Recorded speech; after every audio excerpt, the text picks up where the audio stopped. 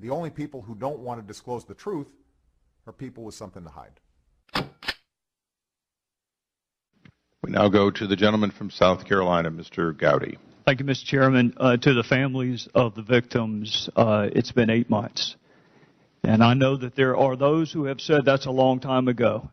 But the good news is there is no statute of limitations when it comes to finding out the truth, particularly for those who have served and sacrificed and died under our flags. So, Mr. Hicks, let's find out the truth. The president of Libya responded to the attack and labeled it an attack by Islamic extremists, possibly with terror links, correct? Yes, sir.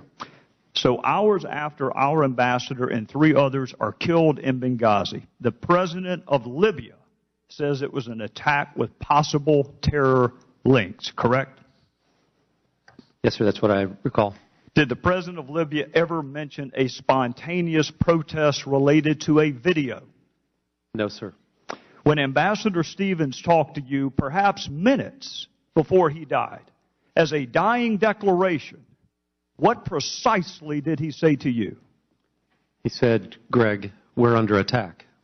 Would a highly decorated career diplomat have told you or Washington had there been a demonstration outside his facility that day? Yes, sir, he would have. Did he mention one word about a protest or a demonstration? No, sir, he did not. So fast forward, Mr. Hicks, to the Sunday talk shows and Ambassador Susan Rice.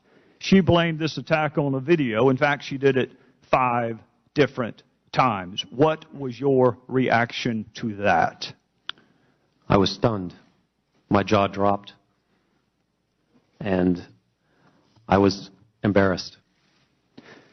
Did she talk to you before she went on the 5 Sunday talk shows? No, sir. You were the highest ranking official in Libya at the time, correct? Yes, sir. And she did not bother to have a conversation with you before she went on national television? No, sir. So Ambassador Rice directly contradicts the evidence on the ground in Libya. She directly contradicts the president of Libya. She directly contradicts the last statement uttered by Ambassador Stevens. Mr. Hicks, who is Beth Jones? Beth Jones is the acting assistant secretary for Near Eastern Affairs at the State Department. I want to read an excerpt from an email she sent, and you were copied on it. And by the way, Mr. Chairman, for our colleagues who like to trumpet bipartisanship, this would be a wonderful opportunity to demonstrate it. Some of these emails, even though they're not classified, have not been released, Mr. Chairman, including the one that I'm going to read from.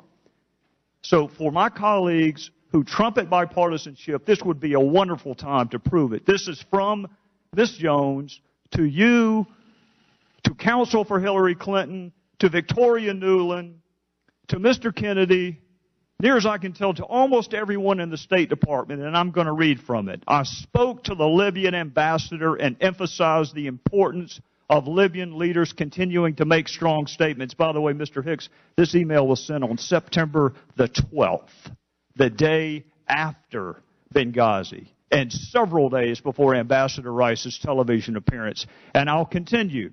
When he said his government suspected that former Gaddafi regime elements carried out the attacks, I told him that the group that conducted the attacks, Ansar al-Sharia, is affiliated with Islamic terrorists.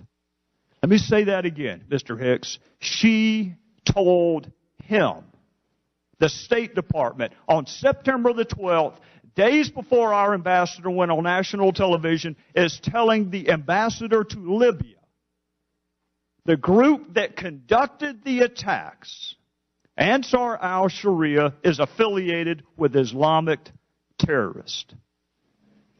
Mr. Hicks, I want to know 2 things. Number one, why in the world would Susan Rice go on 5 Sunday talk shows and perpetuate a demonstrably false narrative?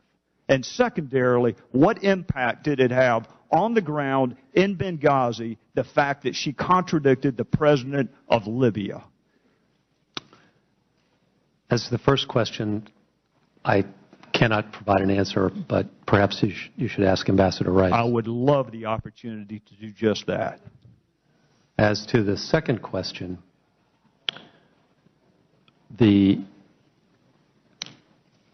the time we were trying to get the FBI to Benghazi to begin its investigation. And